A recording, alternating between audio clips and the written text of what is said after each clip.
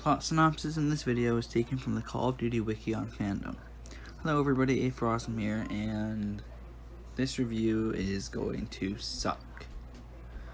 Mostly because my game of Call of Duty Modern Warfare 3 kept continuously crashing. And it was very annoying. I didn't even manage to 100% complete it. I beat the campaign mode like I normally have. All my trophies are from previous runs. All my progress on the special ops missions are from previous runs.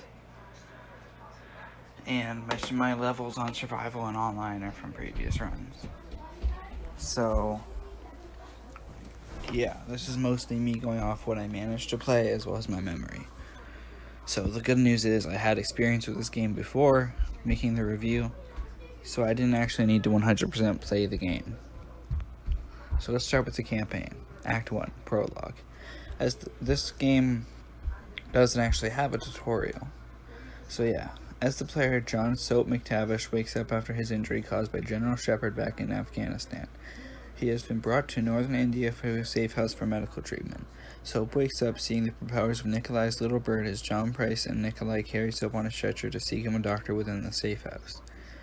As Price and Nikolai try to find medical help, Soap sees many flashbacks from the events of Call of Duty Modern Warfare and Call of Duty Modern Warfare 2 as he is being carried away.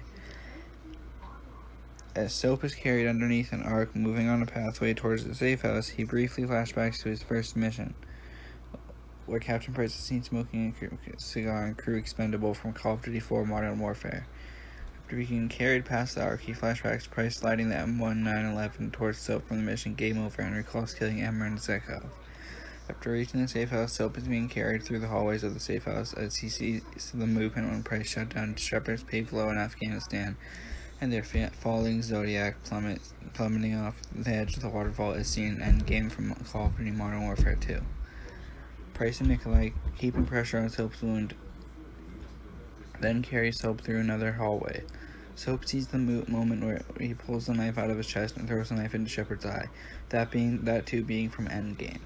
As Soap comes back again, he witnesses Price and Nikolai, who meet a doctor, as the doctor is told hastily to treat the wound. Soap begins to black out from blood loss as Nikolai says, "We're losing him. Charging 3, 2, 1, clear." The logo of Call of Duty Modern Warfare 3 is seen introducing the game and ending the level. And then the game crashed, because several times.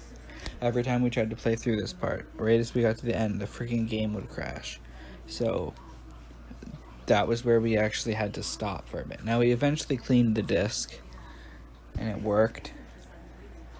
That was after I'd already written all this down, and I figured this was probably good enough for the most part.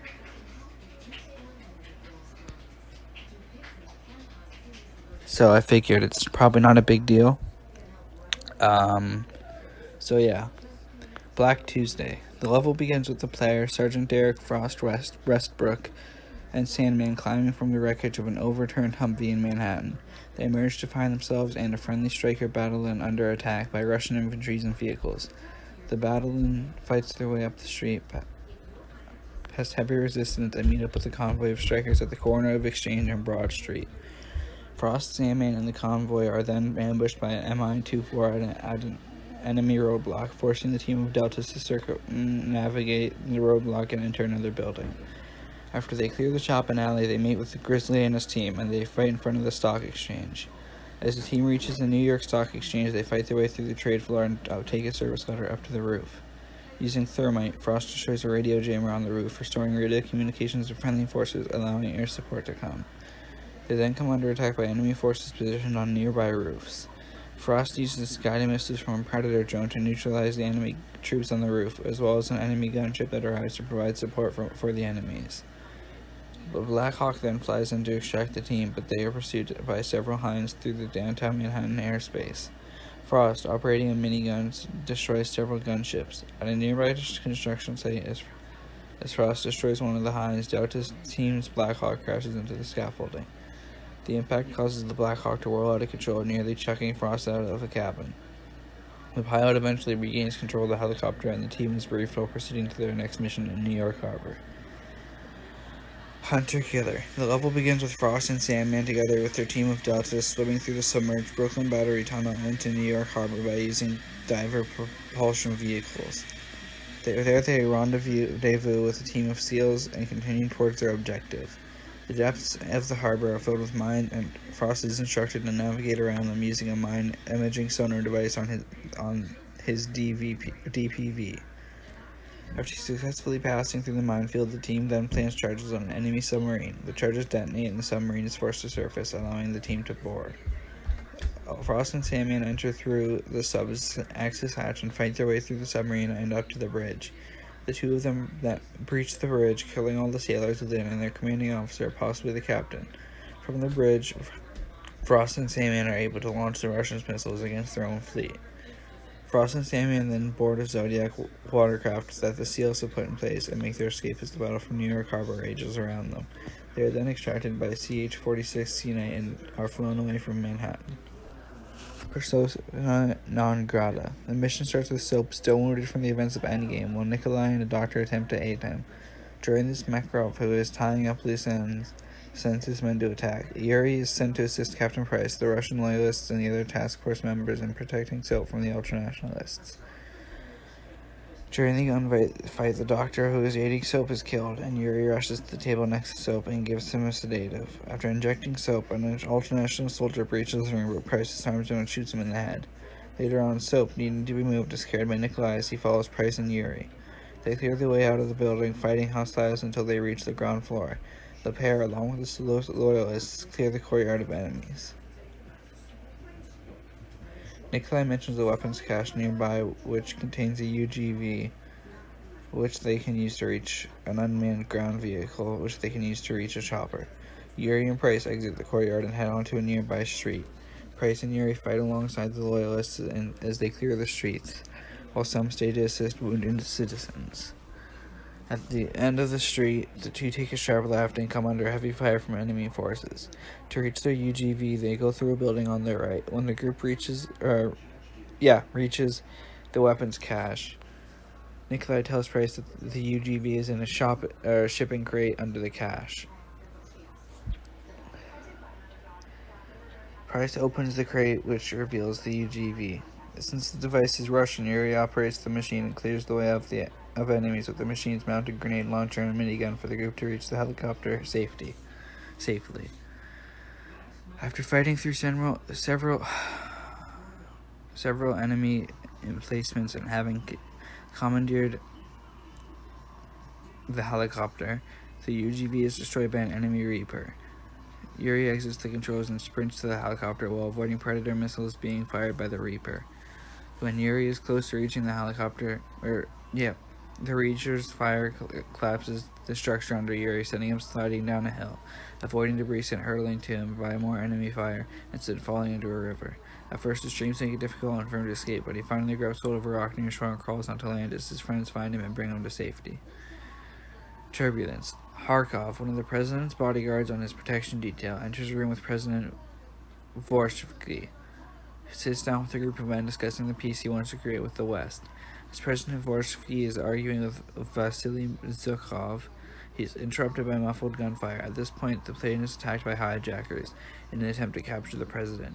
The president hits the floor with agents covering him, and the player is tasked with defending him. 3 hijackers assault the room, but Podolkin and Kharkov dispatch them in close quarters combat with their service pistols, the 5.7. The agents start to move the president to the plane's safe room. They move through the plane's interior as they near a staircase, which is one of the scene of a battle between agents and hijackers. The plane stalls, sending it plummeting towards the ground. This puts the inside of the plane in a temporary state of zero gravity, in which Kharkov and the other agents frequently smash into overhead compartments. During this period of no gravity, the agents are able to eliminate all the hostiles. After clearing the room of all the hijackers, the agents move downstairs and fight their way through the kitchen, the operations room, and the cargo bay to rescue Elena Vorshkovsky, the president's daughter. The FSO team start to move the president and his daughter to the safe room, but before they can do so, the plane is forced to make an emergency landing. As hijackers pour in to engage the agents, the plane crashes into the ground. The force of the crash tears the plane in two, and the hijackers are still attempting to kill the agents when the portion of the plane at their end hits the air control tower. Fedorov falls from the plane, and an engine from the plane hurls through the air, striking the portion of the plane Kharkov is in, knocking him out. Potovkin drags Kharkov to his feet, and the two stumble out of the wreckage. After exiting the remains of the plane, the agents search for the now missing president. Moving past Wooten, the agents and hijackers, they approach a hangar.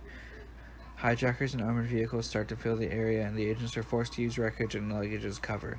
Once the security team secures the president, a helicopter lands to evacuate the president. After opening the door to the helicopter, Kharkov discovers that it belongs to Makarov, who then proceeds to shoot him as well as Potovkin and captures the president. Kharkov and Potovkin fall to the ground, Makarov effectively killing Potovkin with another shot. While Kharkov is lying on the ground, wounded, he can overhear a conversation between Makarov and President Dvorsky.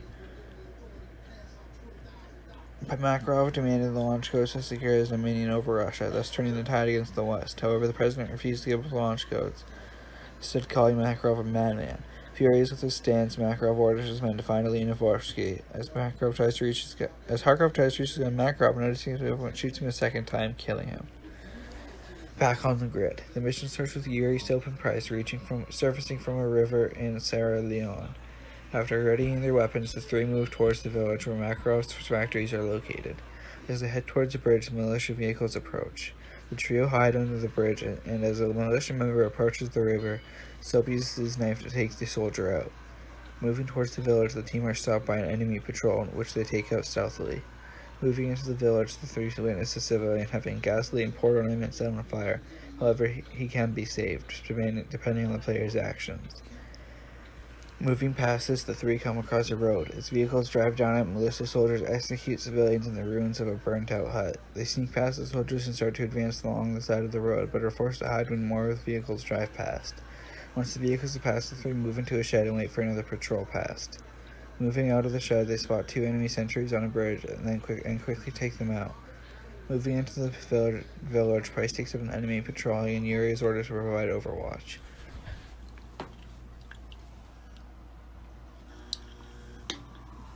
After taking out the guard in the tower, Yuri uses his sniper rifle to help eliminate targets ahead and behind Price and Soap.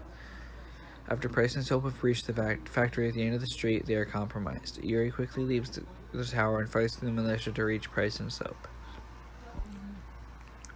The three reach a house with ladders inside and ascend. They reach the top of the ladder as militia forces converge on their position. A technical appears, but Yuri kills the gunner, as more and more militia appear. Price orders Yuri on the Browning 50 cal mounted on the back of the technical. Using the weapon, Yuri holds off multiple waves of enemies, including other technicals. However, a mortar shell hits the team, knocking Yuri off and sending him tumbling to the ground. Soap runs back for Yuri, and the two meet up with Price and start to escape through the village, dodging mortar shells. However, when Yuri attempts to jump from one rooftop onto another, he falls through the weak roof of one and is confronted by a machete-wielding militia member. Yuri quickly recruits with the other two and locate the enemy mortar. Spawning the operators, Yuri fires and kills them, ending the bombardment of mortars. Hearing of the large force on their way, Price orders Yuri to man the mortar in the tower. Yuri destroys many targets before Price tells him to stop, as he has bought them enough time. The three retreat from the tower and advance through a large drain pipe. Emerging from the tunnel, they are confronted by a factory full of militia. After clearing them out, they make a right and are ambushed by waiting hostiles on the street and in buildings. The three clear the whole street before moving into the ruins of a house, from which the church where the cargo is being held is visible. As the three engage enemies streaming in from surrounding buildings, the transport helicopter is spotted. Seeing that they are running out of time, the team advance quickly through the marketplace and towards the church. As Yuri nears the large entrance, the doors are flung open, revealing a large group of militia and hyenas. The three take out the church defenders and prepare for breaching. As Yuri kicks down the door, a hyena attacks him. Holding it off with his left hand, he pulls out a pistol and kills the two guards in front of the helicopter and finishes off the hyena. Unfortunately, the helicopter takes off with its precious cargo still on board. Mind the Gap. At a warehouse in Canary Wharf, A group of terrorists load classified cargo into a fleet of moving vans. Unknown to them, a UAV circles the area, performing surveillance, and several SAS teams begin to converge on the scene. Marcus Burns, Walcroft, and Griffin jump a fence and sneak into the alleyways behind the warehouse. Along the way, the team catches a few of the terrorists off guard. Marcus is then instructed to kill them without alerting any other hostiles. After securing the warehouse, all pretense of stealth vanishes, and Wolof orders the team to engage the terrorists directly. The team exits the warehouse and fights its way to a nearby dock. Vulture 2-2 arrives and assists the player at this point. Once the area is clear, Walcroft orders Burns to open the doors of a van, but they find nothing. The surviving terrorists fall back into an underground tube tunnel where they board and hijack a tube train. Walcroft and Marcus chase after them through the tube on a pair of pickup trucks. During the pursuit, the underground train derails, crushing one of the pickup trucks and flipping the trio's truck as they pass right underneath Westminster, killing Griffin. Walcroft walks from the flaming wreckage and checks on Marcus and finds him in a stable condition. The two of them inspect the underground train for survivors. As they reach the Westminster station platform, both come under heavy fire from the surviving terrorists, forcing them to fight their way up to the streets of London, just a few feet from the Palace of Westminster itself. Upon reaching street level and joining up with another SAS team, the two teams block a road where they open fire on another terrorist truck. The truck flips over and turns out to be a decoy, and the graphic content hitting engine. The truck explodes, knocking everyone down in slow motion. If the graphic content is enabled, after the truck is stopped, the camera then cuts to Davis' family vacation, or an actual chemical agent set off exactly in front of a child. After that, news of chemical attacks in other European cities and the Russian invasion of Europe are shown in the cutscene. Davis' family vacation. Mr. Davis turns on his video camera and films his wife and daughter on the sidewalk in London. His wife and his daughter say, "I mentioned their destination for the day, Big Ben." Filled with excitement, Sarah runs toward a flock of pigeons on the corner of the pavement and spins around laughing. Suddenly, a box truck stops around the corner and two Russians in gas masks dismount and run away. Shortly after, the truck explodes, killing the family. The truck releases gas, being part of a series of chemical attacks across Europe, triggering the next step of World War III. Act 2 Goalpost. In the starting cutscene, is revealed that not only London has been exposed to the gas attack, but also similar attacks have been reported throughout Europe, causing most intelligence agencies to go offline. One of these is the GIGN HQ in Sacré, France. Commander Morel, one in distressed state, reports that most of the GIGN members situated there are dead or wounded. The U.S. Army rapidly and quickly responds by sending decontamination units and teams of Army Rangers to act as quick reaction forces before the situation abruptly escalates. A major U.S. Air Force base in Ramstein, Germany, reports that the entire Russian army is sweeping across Eastern and Western Europe. The media similarly reports that an amphibious invasion of the entire European continent is underway. The U.S. military concludes that the gas attacks was not an attack of terrorism, but intended to cripple Europe's defenses and pave the way for Russia to invade. The invasion coincides with the Russo-American Peace Conference that was to be hosted in Hamburg, as seen in Turbulence. The Russian president was captured by Makarov. Similarly, the American delegate at the conference has apparently been captured.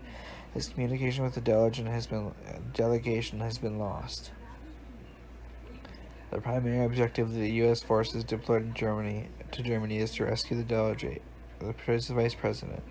To that end, Frost Statement and other Delta Force members are flown into Hamburg in a Black Hawk, along with Black Hawks, Ospreys, LCACs, M1A2 Abrams tanks, F-15 Eagles, AH-64s, Apaches, and infantry units.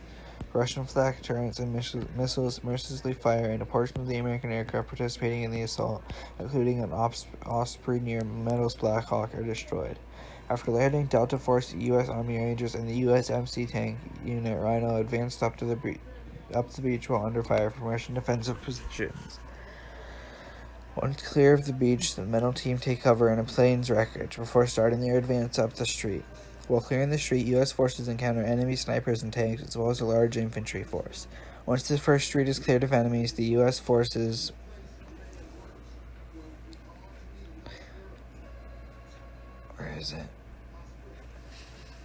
encounter enemy snipers and tanks, as well as a large infantry force. Once the first street is clear of enemies, the U.S. forces take a left and find themselves in a parking lot.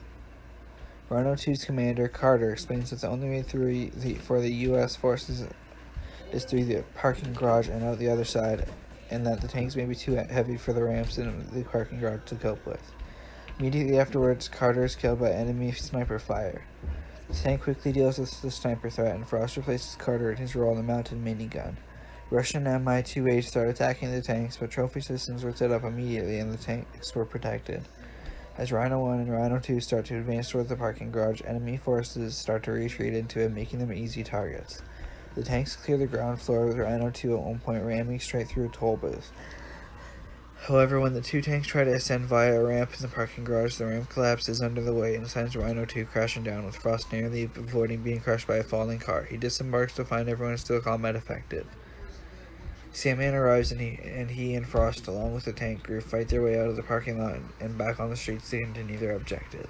Once Frost, Sandman, and the tank crew are on the streets again, an F-15 immediately takes out an MiG-29 as the other F-15s over the area provide quick strafe turns and dogfights while an enemy T-19 arrives and opens fire, which is quickly destroyed when Rhino 1 emerges from a building. However, the victory is short-lived as Rhino 1 is destroyed by mortar fire. The U.S. forces hurry inside a destroyed building. After clearing all hostiles from the office building, the artillery that is bombing Delta and Ranger's position are quickly destroyed by a pair of F-15 Eagles. The U.S. forces emerge again onto a street where they fight the last pocket of resistance with the assist of a pack of H-64 Apache helicopters. After turning the corner, the remains of Vice President's convoy are found, but the Rhino 2 gunner said it was nothing there. Sandman tells the Overlord that the Vice President isn't at the convoy.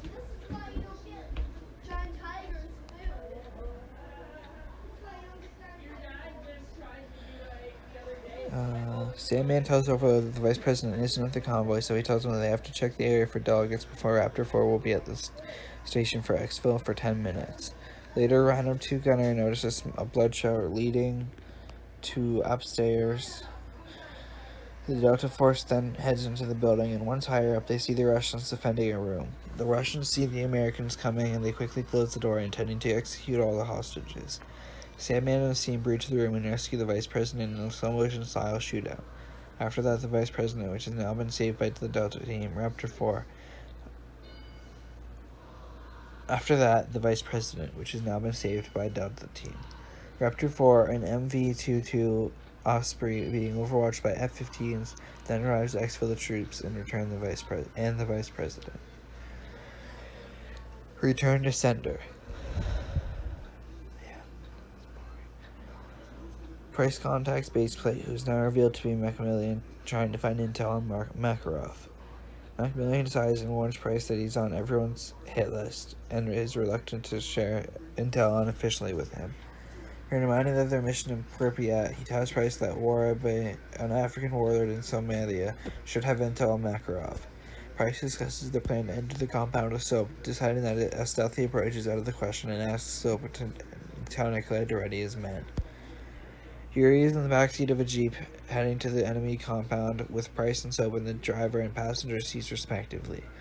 As soon as they ram through the gates, they come out of their vehicles and cut their way in through the heavy enemy resistance as they are bombarded by mortars and attacked by technicals. Yuri is given control of Nikolai's chopper's remote turret to soften up the resistance. After a lot of fighting through the compound, they head into Warabe's office building and meet fierce resistance inside. After the militia are eliminated, they breach inside an office and kill everyone inside except Warabe. The three intruders put on gas masks and the interrogation begins.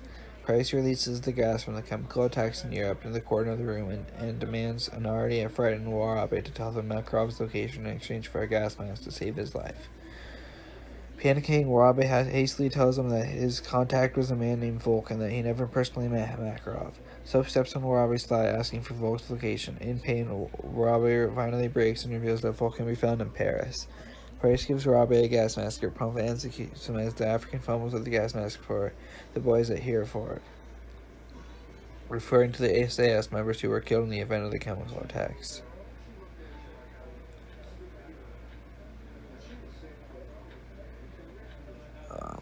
The three remaining members of Nikolai's men leave the building and head to their primary exfil point, but Nikolai radios them and alerts them of a rapidly approaching sandstorm. They regroup with the other members and hurry on to the exfil point, but before he can board the chopper, they are ambushed by the militia and are forced to cut their way through the second LZ.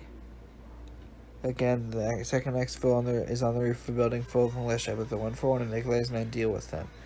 The landing zone still being too hot, Yuri uses the remote turret to neutralize any hostile militia. Unfortunately, a rocket shoots down Nikolai's helicopter, sending it hurtling out of control towards Price's group. The trio rappels down the building to avoid being hit by the out-of-control helicopter. Price tells Echo Team to find Nikolai and to execute an emergency exfil. They make their way through the heavy sandstorm, dealing with Warabe's men along the way. The group makes it to the crash site, and Yuri carries an injured Nikolai with the others to the emergency exfil, where they can finally get out of the village. Silpa then asks how they plan to capture Volk while the war rages in Europe. We're surprised that while they can't, he knows someone who can. Bag and drag.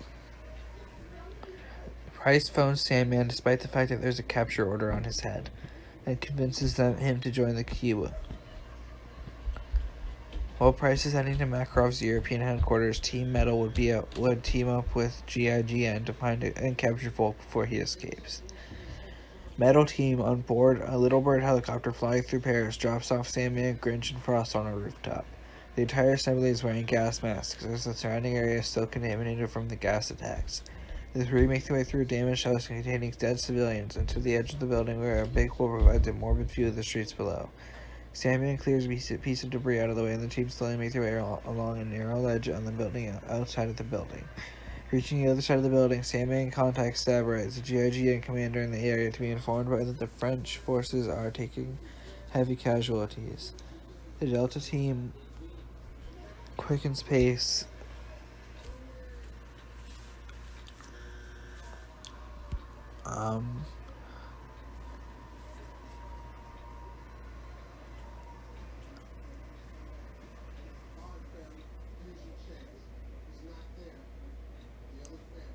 and descends the staircase to find Russian soldiers garrisoned in a bookstore on the opposite side of the street that spots them. The Delta operatives rush down the stairs, and Frost and Sandman assault the store. Engaging enemies on both floors, they clear it all of hostiles and stack up against the metal door at the back of the shop. Grinch opens the door, and they find a group of Russian soldiers with their backs on the group. However, no sooner do they see the hostiles than the enemy forces are shot by the GIGN forces. The Delta operatives are shot by GIGN forces. The Delta operatives move inside a restaurant where... the Delta operatives move inside a restaurant where many GIGN men are wounded or dead. Sandman meets up with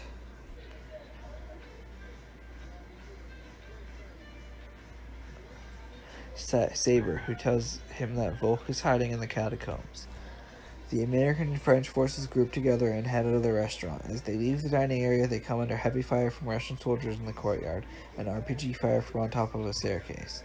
The joint force clears out of the courtyard and move up the stairs, but when they reach the top, a Russian column of armor drives down the street next to them. To avoid the enemy vehicles, Saber leads the Delta and GIGN operatives inside a burning building. As they move up to the windows of the building, Russian hostiles appear in the adjacent building. Once those enemies have been dispatched, the joint force jumps down through a hole in the floor and emerge on the street. Reaching the end of the street, they are faced by a large enemy Russian force down a staircase. Sandman requests fire support from a Warhammer, and Frost marks the enemy targets with a smoke grenade. The gunship fires and wipes out large enemy presence. The Allied forces move down a staircase and approach a plaza. However, on the plaza is a Russian armored vehicle and enemy infantry repelling in from the helicopters. Frost throws another smoke marker down, and Warhammer destroys all the targets. The joint force moves onto the plaza as the gunship returns to base for fuel. In a little side street nearby, Saber locates a manhole, which is the entrance to the catacombs. The two forces climb down into the catacombs, and once down there, Sandman checks for toxins. After getting a negative reading, the group removes their masks. Sorry, I had to grab something. Saber leads the way with his helmet-mounted flashlight, and Sandman marks their route with flares so that friendlies can follow their route. The train reaches a door, and Falcon breaks it. Oh god, that sounds like that sounds like swearing. Breaks it open with a crowbar.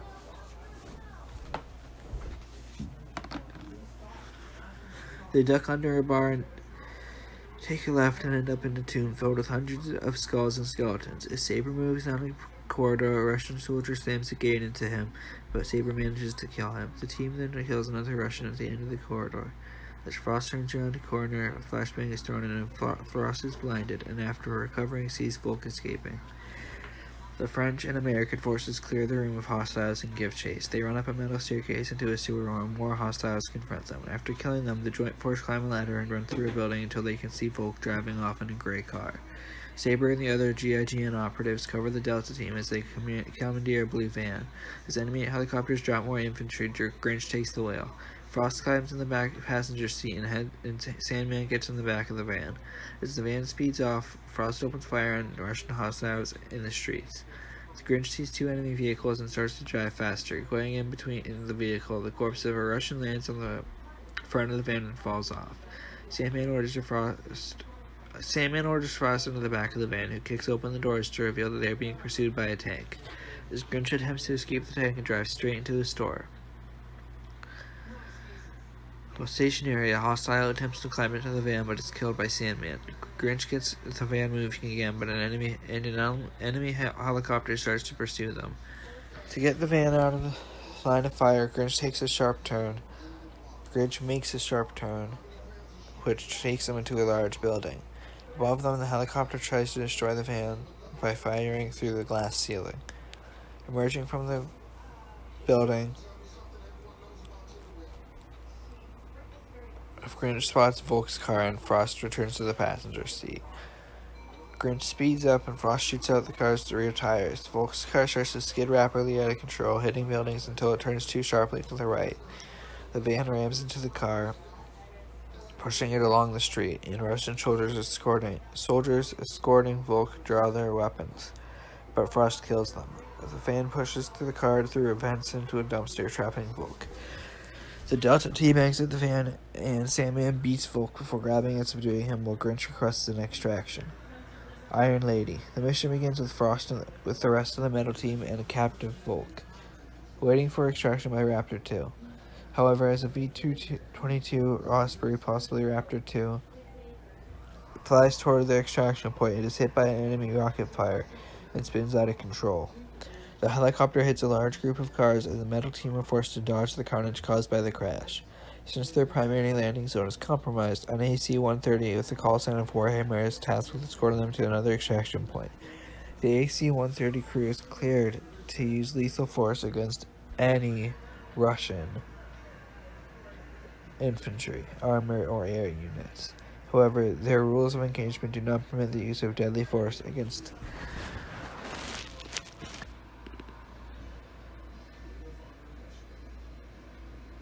As a large enemy force consisting of infantry, helicopters, and tanks starts to travel through a large roundabout, the gunship fires, destroying large amounts of the Russian men and equipment. As the AC-130 is mopping up, Odin 6, a group of 3 A-10 Thunderbolt 2s, commences with a bombing run which destroys the remaining Russian armor in a spectacular explosion. Before Metal Team can move up, the gunship sweeps into the surrounding streets, clearing out more enemy forces in the vicinity. When the area is clear, Metal Team starts to advance down the street. However, as they do, more hostiles appear and Warhammer eliminates them. As the Delta Squad start to move closer to a junction, enemy infantry engage. Hello, Simon.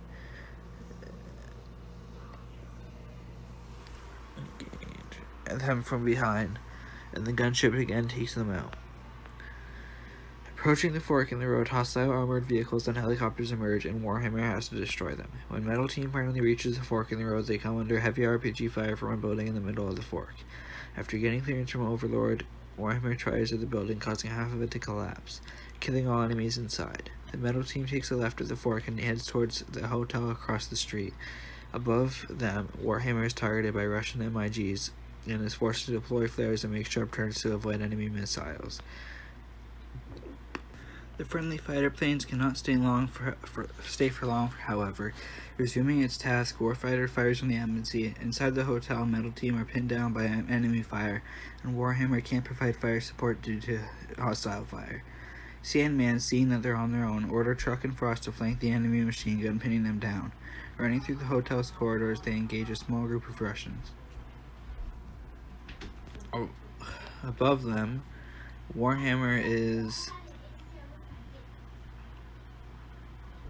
targeted by Russian MiGs and is forced to deploy flares and make sharp turns to avoid enemy missiles. Before the MiGs can make another pass, they are pursued by American fighter planes. The friendly fighter planes cannot stay for long, however. Resuming its task, Warhammer fires on the embassy inside the hotel. Metal Team are pinned down by enemy fire, and Warhammer can't provide fire support due to hostile fire. Sandman, seeing that they're on their own, order Truck and Frost to flank the enemy machine gun, pinning them down. Running through the hotel's corridors, they engage a small group of Russians. Eventually, they arrive at a balcony with a view over the courtyard. Frost picks up a sniper rifle and kills a machine gunner. When he is eliminated, Metal Team advances into the courtyard, killing hostiles in the embassy. Once they reach the end of the courtyard, a Russian tank appears. Frost throws a smoke marker near the tank so that Warhammer can destroy it. As the Metal Team wait for a Uniform 6-2 to extract them, a large Russian force surrounds the area. As Warhammer starts to clear them out, the Humvees arrive. Russian forces, alerted to the convoy's presence, start to converge on it, and Metal Team, along with Victor Kristenko, board the Humvees. Uniform 6-2 leaves the intersection and barely misses being hit by rockets fired by Russian MiGs.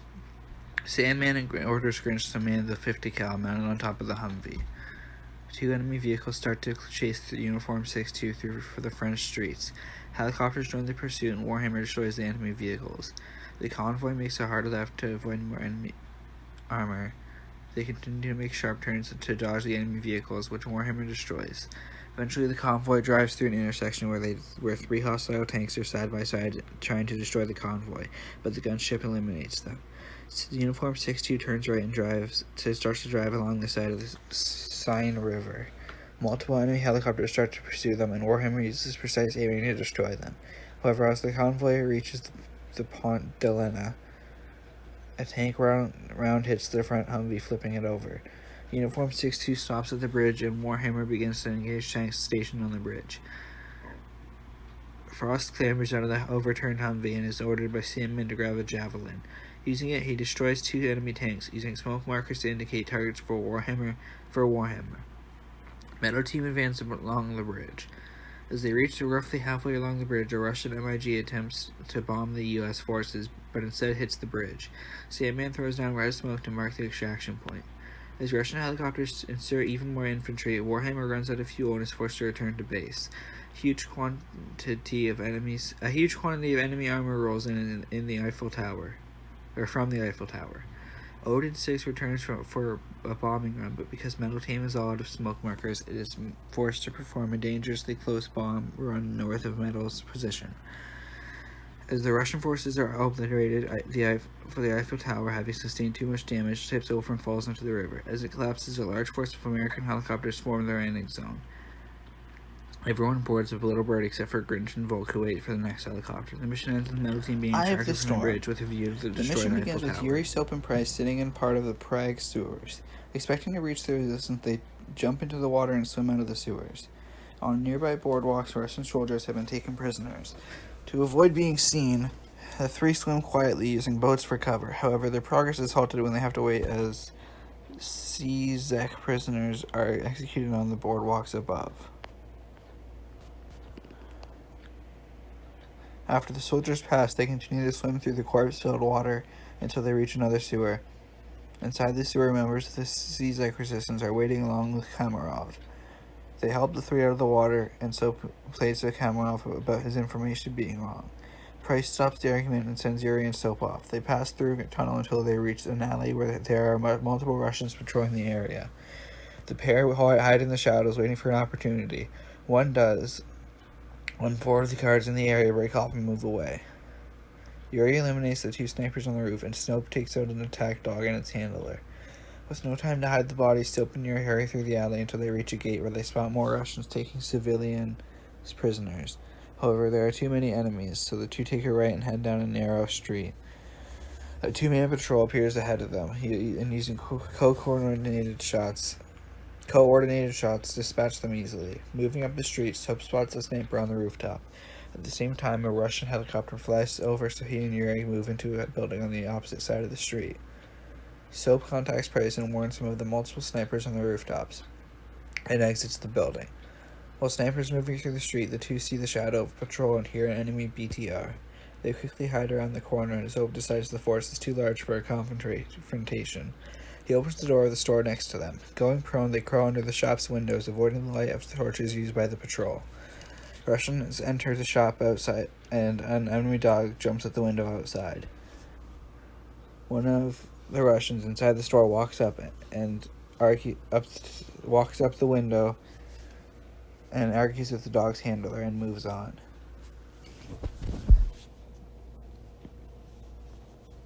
The pair crawl around the side of a display case, and more Russians enter. The hostiles see a wounded civilian and execute him.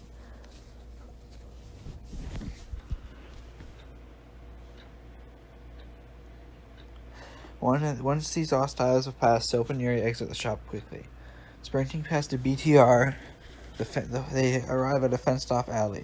The two vault the fence, and Soap is confronted by a patrolling Russian, but he quickly kills him and hides the body. In the nearby courtyard, there are a number of Russians in a helicopter dropping off a BTR. Soap spots his sniper and his spotter on the rooftops and aims his sniper. Before he can take the shot, Price and Kamarov appear behind the enemies and take them out. In the street, Soap and Yuri watch as a large group of resistance fighters appear on the rooftops and in the windows of buildings. They open fire, killing many hostiles. The transport helicopter is hit by an RPG and drops the BTR, destroying it. Resistance members pour about from nearby buildings and fled to the courtyard, where Soap and Yuri move up to a statue. Advancing with the resistance, Russian helicopters and trucks appear with reinforcements. Price spots a BTR as it rolls into a nearby street. Soap draws the armored vehicle's fire, and Yuri grabs a nearby RPG and destroys a BTR. More enemy reinforcements pour in, and Soap and Yuri exit the street via a gated alley. They move into a building held by the resistance, where members are fighting heavy Russian forces outside. The two move upstairs, and the building shakes under the fire of enemy vehicles. The pair move down another staircase and into a courtyard. Outside, resistance fighters are being cut down by two machine gun emplacements in the building opposite. Using a sniper rifle, Yuri kills both gunners, and the resistance fighters move up. However, their rapid advance is halted by an enemy tank, which starts to kill off the resistance. Soap and Yuri make a dash for a nearby art gallery. Leaving the art gallery and heading into the street, they see more armor moving up the road, so they enter a store. They stay quiet and move through into another room, where more Russians are walking past outside. However, they enter the building, and Soap and Yuri are forced to kill them to proceed. Running through the building, they exit onto a wide street with a church opposite. Soap and Yuri are forced to hide as a large group of Renaissance members flee down the street, being pursued by a force of Russian infantry and armor. They reach the church and start to prepare themselves for the assassination. Blood Brothers. The mission starts off with Soap and Yuri on top of a church tower waiting for Makarov's convoy so they can assassinate him. Captain Price and Kamarov are also attempting to ambush Makarov inside the building. After Soap and Yuri killed the guards on the balcony, Price repels into the building and finds Kamarov strapped on with a seat with C4.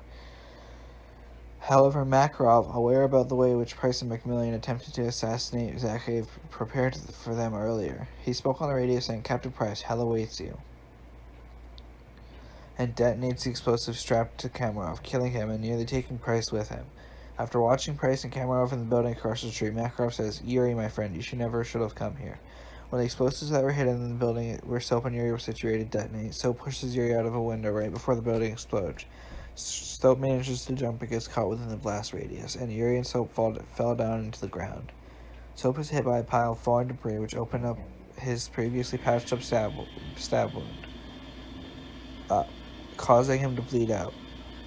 Price comes to help Yuri and Soap.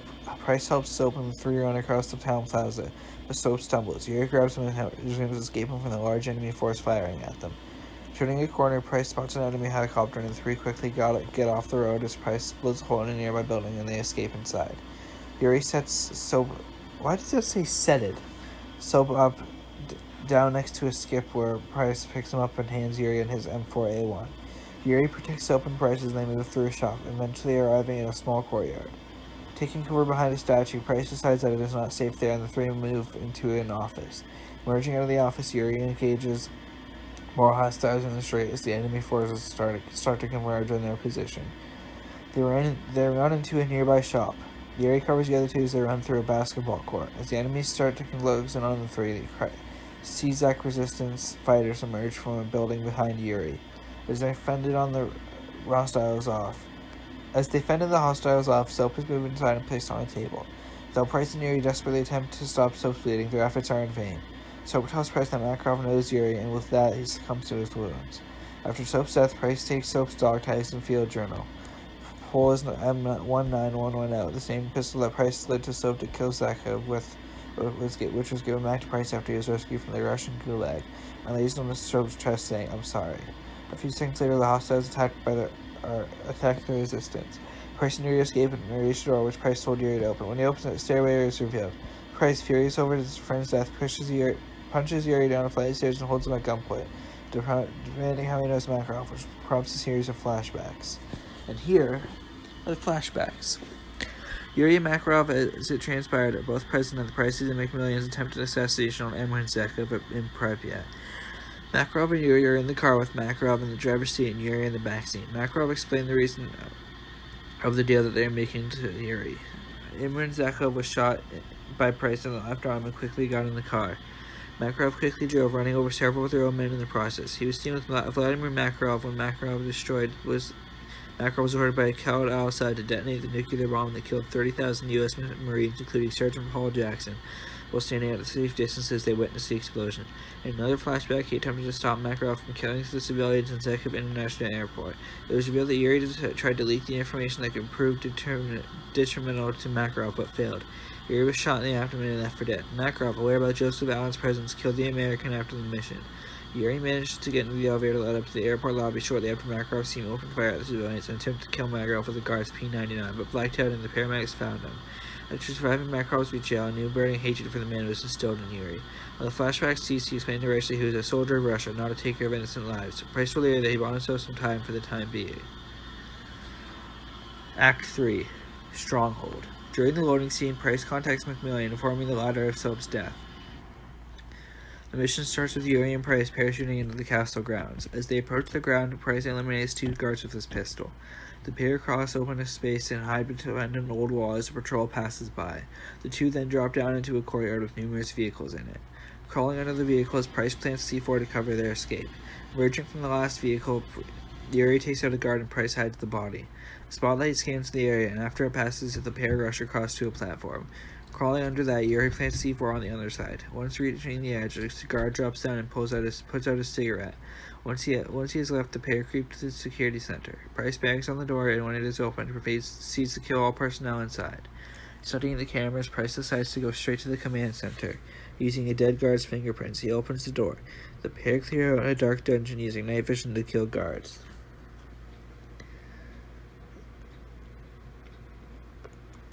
The guards become wise to this and throw flares to help spot the attackers. Yuri and Price are thrown into fierce combat and clear out a floor full of enemies. Emerging outside, the two climb up a ladder to reach a scaffolding attached to an old bridge, and Yuri places more C4 on it. After reaching the rickety bridge, they breach a wall in a corridor, timing it with the thunder outside so that they do not alert anyone inside.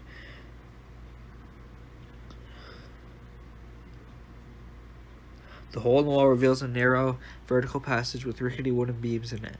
Yuri and Price climb up until they find a small vent and overhear a conversation between Alexei and Makarov, which reveals that the Russian president is being interrogated for the nuclear launch codes and that Makarov's men are on their way to Berlin to capture his daughter. A guard alerts Alexei that the base has been breached, and Price throws a grenade through the vent to buy the pair some time. The two slide down the passage and land in the kitchen where there are more hostiles. Price contacts Nikolai about the location of the daughter, and he and Yuri move outside where they face more enemies' resistance. Returning inside, the two clear out an office and go through the doors to a courtyard where more hostiles are stationed. They quickly dash through and end up on a platform overlooking the bridge. Yuri detonates the C4 that they had placed previously, killing a large force of enemies on the bridge. The pair jump off of the platform and charge across the bridge towards another courtyard where they encounter heavy resistance from infantry and vehicles. A BTR blocks their exit, so the pair steal a jeep and drive out of the castle. The jeep comes under more fire from enemy vehicles, and the engine is heavily damaged, sending it plunging off a cliff. However, the pair both have some spare parachutes and safely glide down to the ground as Price signals for Nikolai to pick them up.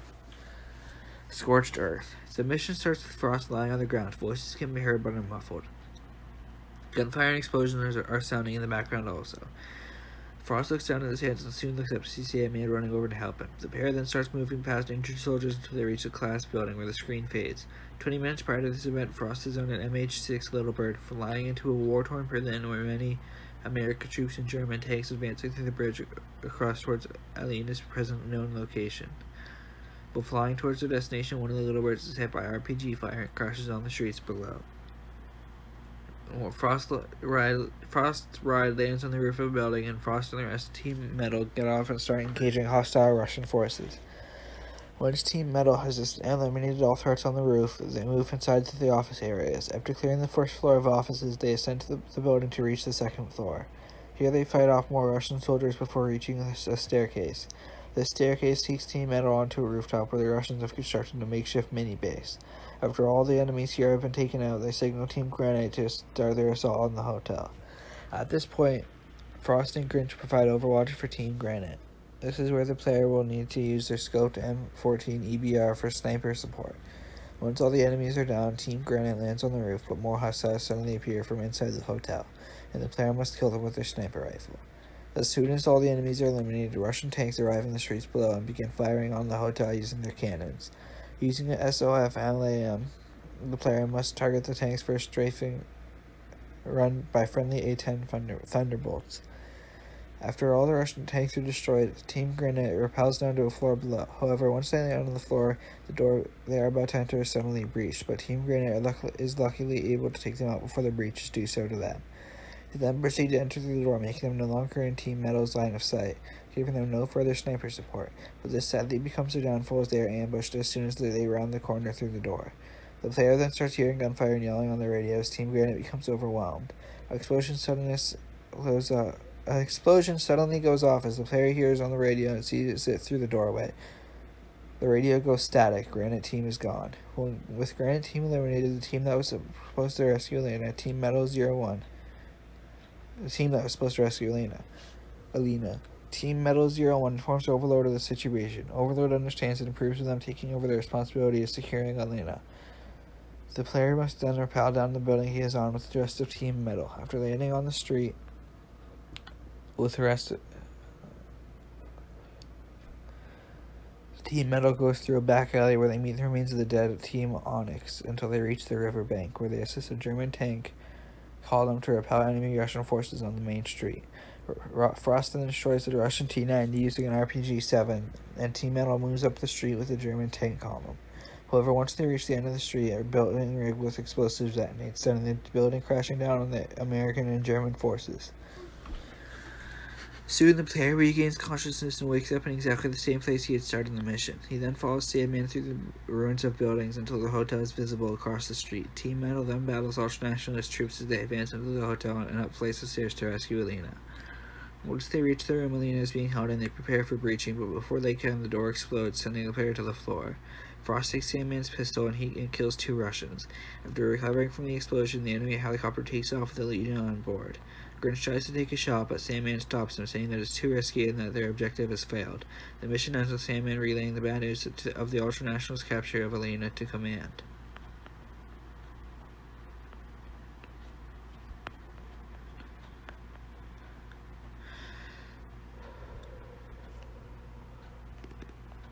Down the rabbit hole. The mission starts with a joint task force of the officially reorganized Task Force 141 and Delta Force operatives in an elevator. As it starts its descent, Price takes out a guard inside the lift and the joint force prepare for an engagement. The helicopter reaches the lower floor and the team open fire upon a group of hostiles patrolling the tunnel ahead.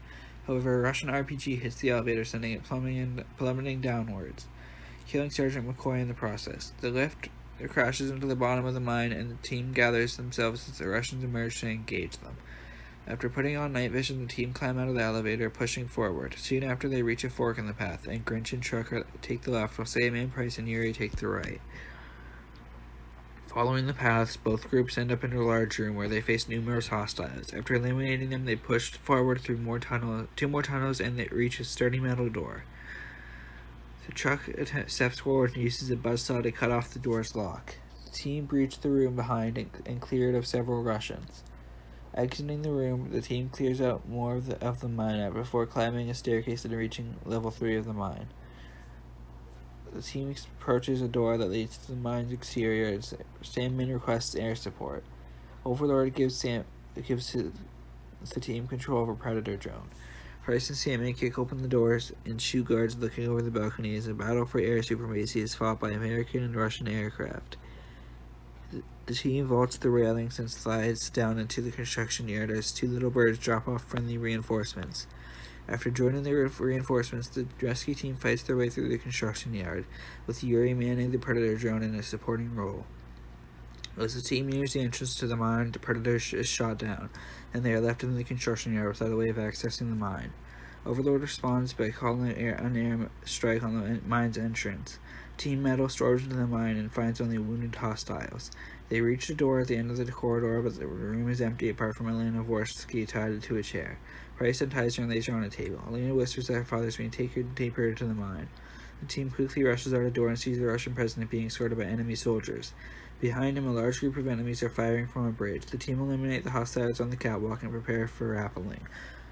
They rappel off the railing and touch down in the very bottom of the mine. They spot the president being taken inside a bunker with heavy blast doors, and the team is forced to clear out the surrounding areas of enemies. Seeing that the blast door is too thick for them to breach, the task force heads upstairs and lays belts of C4 on the bunker's ceiling. The task force breaches on the roof and kills the hostiles before they can execute the president. When the president worriedly asks about his daughter, Price tells him she's alright, she's alive.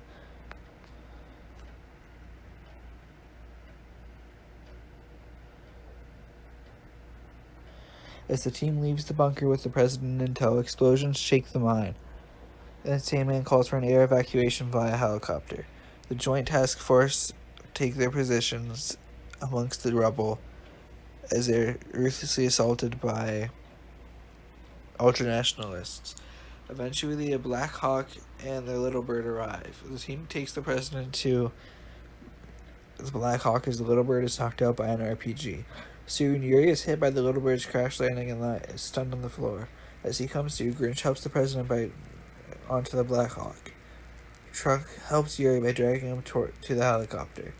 While moving backwards, Sandman and Price are firing back at the hostiles as Sandman tells them to go, but Price says, "Don't even think about it, mate, we're in this together." Another RPG nearly hits them as Sandman says to Truck that he needs to cover the right side. Price then says to Sandman, "You better be right behind me." Then he hands Yuri his M4A1 and helps him while Truck covers the right side after he drags him.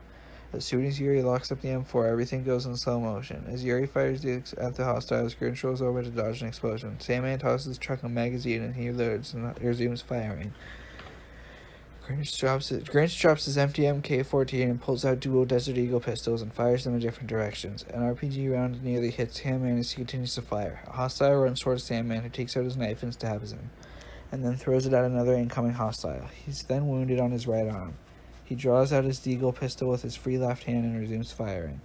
Price gets Yuri into the chopper. President Vorsky helps him up, and Price gets into the helicopter. Before Team Metal can get on board, the Black Hawk is forced to take off to dodge RPG fire coming from the ground below. Sandman, realizing that there's no hope for his team, tells the extraction team to leave them behind, despite Price so pressed the chopper pilot to return to see of Team Metal. The helicopter pulls out of the hole just as the mine starts to crumble, sealing Team Metal's fate. The commission ends with Price desperately trying to contact Sandman and the U.S. newscasters report about how President Vorsky returning to Moscow, Russia. Peace talks between U.S. and Russia finally begins, and that the ultranationalist leader Viktor Makarov is still at large. And now we are on to the final level of this game. I believe. Yes, it is. Dust to Dust.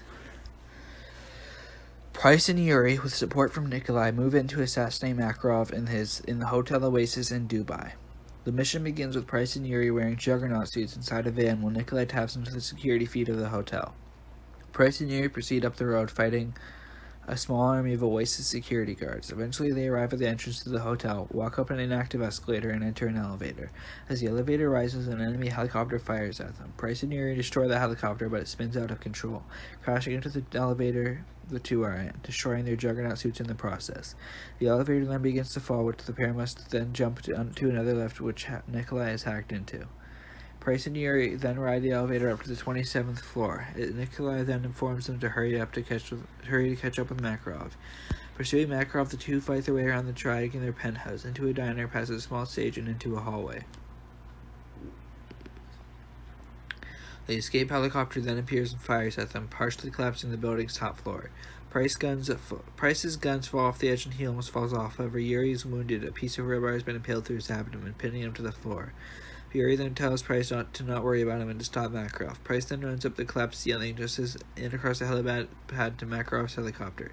Just as it starts leaving the roof, Price jumps into the helicopter, grabs the pilot by the leg, and tosses him out of the helicopter. The co-pilot draws his USP-45, but Price puts up a struggle, inadvertently firing a shot into the controls.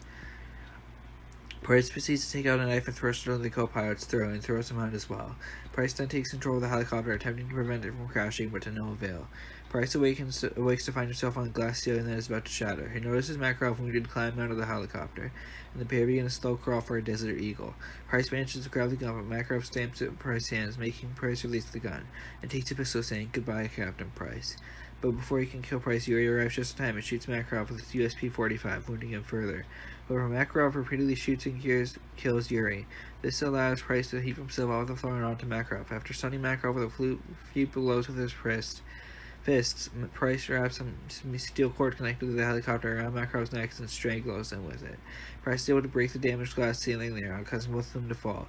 Makarov is hanged by the steel cable and killed instantly, while Price survives the fall and lands on the floor below the roof. Price lights a cigar, watches Makarov's handing course, while sirens are heard in the background, smokes his cigar, and blows out a plume of smoke. The credits then immediately roll. And that is the end of the story of Call of Duty Modern Warfare. Yes, there's a fourth game. It is the newest Call of Duty game at the time of recording this, 2020, July 16th or 18th. Let me check. I can't really check in the middle of recording, but I believe it is the 18th. But it is more of a reboot. It's not really a continuation of the story of the original three. So this is the end of the original trilogy. It was a great cinematic ride with a great army story. I personally loved it, but I don't watch army movies or play army games as much, so I'm not like a fanatic of the army. I don't love soldiers and stuff like that. I didn't play with soldier toys as a kid, so I can't really say, oh, it's not as good as my original stories, because I never made any. Like I can say with other stuff, like, oh yeah, this Batman story is not as good as this one that I wrote in my head. So I don't know. I have a ton of other Call of Duty games. Maybe they're better, maybe they're worse. I've got the Black Ops series. I've got Ghosts. Well, I know Ghosts isn't better because nobody says it's good. I've got Advanced Warfare. So I don't know. But I personally loved it, and since I couldn't play the story of the third one after playing the other two, I wasn't able to love the story as much as I could. But I'm reading through the story, so this is my first time really reacting to the story as I read this script. And really, it's, in my opinion, it's it might even be less frustrating than actually playing the game. I mean, playing the game and experiencing it for yourself is probably the best way to go about it, in my opinion. Just because that's the best way to go about it with anything like that, with any game, really. But obviously, reading it, for me, I've played through the Modern Warfare 3 story before, and I didn't know any of the characters, I didn't know anything about it. So, playing through the first one, the second one, and then reading the third one isn't quite as good as experiencing all three in a row. But I can tell you right now, it's definitely like I can tell the story was crafted by people who knew what they were doing. Anyway, let's move on to special ops. There are two types of special ops in this game. There are missions and survival. So there's missions like there were in the second game, which were introduced in the second game. And there's a survival mode, which is basically like an infinite mode where you have to handle waves. Now, my best map is Village, because I managed to get to wave 12 on it. On the survival mode. And I actually only managed to complete 2 missions, plus the tutorial, I believe, when I was in the game. The survival mode is my favorite mode. Better than the multiplayer, better than anything, personally. And I managed to get to level 29 at the time I wrote the script, level 31, I believe, after I've written this script right now. So let's move on to the multiplayer.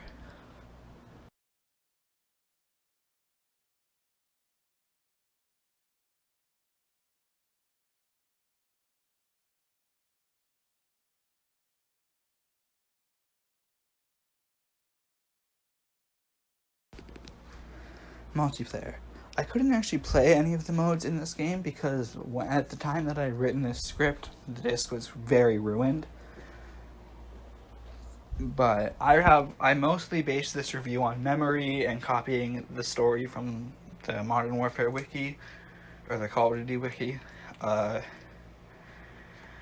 So that's why there were no notes for the story of this one, because I couldn't really play it again. I didn't really have any notes. So every time I tried to play it, it would freeze and crash my PS3. So I have to go off of my memory, of course. All I remember about the multiplayer on this game was that I didn't actually like it as much as... Well, I liked it more than the other two, but I've definitely liked other multiplayers and other Call of Duty games and stuff a lot more. Like, my favorite is probably Black Ops 3 or Black Ops 4. Any of the ones I played on PS4, probably. But it is definitely one of my ones that I've liked more. I've played it with my friends that I know in real life for once, because they actually have this one. I've played it with, I think a few of my friends have it at least. I think I played it with my friend Davion, and I think I played it with, I know my one friend, the one that was in the Slim Shady LP review, Ender Floof, has this game, but she doesn't play her PS3 very much, so I haven't gotten to play it with her, but I would totally love to. Anyway, overall, I review this game a 4 out of 10. It is above the second game, so it's better than the second game, but it is definitely below the first game, because nothing beats an original, I guess, apparently. And that, everyone, is the end of my reviews on the Modern Warfare series. Of course, like I said, there's still a reboot, but it is like $80 right now, so I'm not going to buy it, because I do not have that kind of money to waste on a Call of Duty game. Now, I do have some news, like I did in the second review, where I was talking about, oh yeah, Project Evidence is going to come, other stuff like that. Basically, this is my schedule for next month, which at the time I'm recording this, like I said, July, so next month is August 2020. I have like 5 games I want to do, which I don't know if I'll be able to do it, but I'm already working on one of them as I'm recording this, and that one is Call of Duty World at War, which, as I wrote this script, this is like an update from future me. I'm sitting there on my computer, I'm writing my script, right? And I literally wrote, a review for Call of Duty World at War. Whenever it arrives, I've ordered it online and it hasn't gotten here yet. Then, basically my brother's like, oh, look what just came in the mail. And he walks up and we open it and it's Call of Duty World at War. So it is here. I'm holding it in my hand right now. And I can play it. So I've been working on it for a few days. Call of Duty Black Ops and Call of Duty Black Ops 2, as well as doing actual videos instead of just reviews, making actual footage and posting it of the story, the Nightmares mode, and the Zombies mode on Black Ops 3. And Black Ops 4 doesn't have a campaign, so if I do review it, which I'll probably review Black Ops 4, since I kind of got to review the whole series, but there's not really much to review. It's there's no story to it. It's just got multiplayer. And it's one of the most recent Call of Duty games actually, and I have it, so that's pretty good. As well as those games, as well as Fortnite videos, because I use those for footage, and I also just play it because it's something to do, I guess, something to post on YouTube in between the reviews. And so yeah, plus more of my web series, hopefully. Things will hopefully continue with that. We haven't had an update in it. I have a few people I know online who do their own web series, and they haven't even updated since this whole thing happened, this whole corona thing happened. I haven't updated. My editor hasn't, who does her own thing that connects to mine, hasn't updated with hers. So we don't have any updates, and it's been like a month. I was connected to someone else who was doing updates, who was doing their own thing, but I have now unconnected because of some internet drama going on with them. They have since deleted all their videos and have started over, so I plan to delete one of the videos called Simon, where I kill one of his old characters. And so yeah. Anyway, yeah, I hope you all have enjoyed, and I hope you will stick around for my other Call of Duty reviews, and I will see you all in the next video. See ya.